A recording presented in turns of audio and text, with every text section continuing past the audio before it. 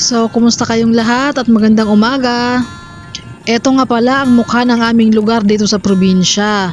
Malamig ang simoy ng hangin at syempre, preskong presko sa pandama mo, 'di ba? Lalong-lalo na kapag ikay nasa malapit lang sa bukid, 'di ba? So, sariwang hangin ang malalanghap mo lalong-lalo na sa umaga, napakalamig ng hangin. Anyways, magandang umaga at kumusta kayong lahat sa aking mga tagapanood. For today's video nga pala ito yung day 2 ng aking weight loss challenge para sa aking sarili. So, ayan, so samahan nyo ako at para alam mo na. So, ayan, so nandito pa rin ako sa dating spot ng kung nakapanood kayo ng aking previous video ng aking weight loss challenge para sa aking sarili. So, dito pa rin ako sa aking spot dito sa bagong kalsada na ginagawa pero hindi na natapos. Ewan ko sa kanila kung bakit hindi natapos. So, kung mapapansin nyo, so walang dumadaan ng mga sasakyan kaya hindi nga talaga siya natapos. Kaya ewan ko sa kanila. At syempre, bago ako mag-start ng aking cardio exercise, so syempre mag-warm up muna ako, 'di ba? Alam mo na, parang expert. Expert talaga. So, ayan.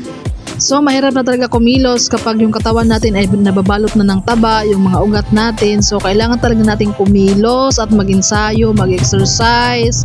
O, diba? Gumawa ng mga bagay na makapagpapawis sa inyong katawan. At syempre, para iwas sa sakit, tulad ko, diba? So, yung katawan ko ay hingal na hingal talaga ako. Konting kilos ko lang talaga ay nahihingal na ako. Kaya naisipan ko talaga na magbawas na ng timbang ngayong 2024 bilang New Year's resolution ko na rin ito, So, naisipan kong magbawas na rin ako ng timbang para gumaan-gaan din naman yung aking pakiramdam kahit papano, diba?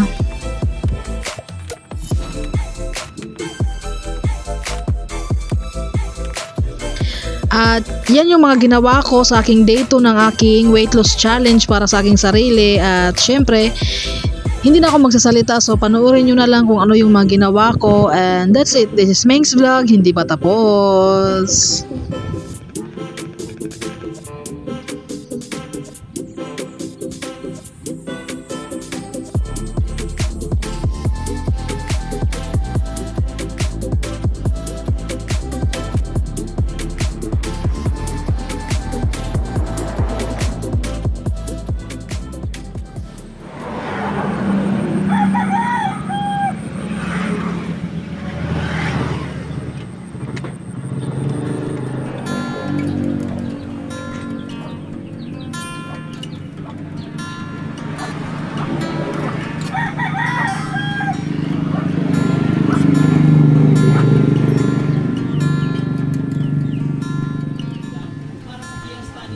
Santo Niño de Cebu.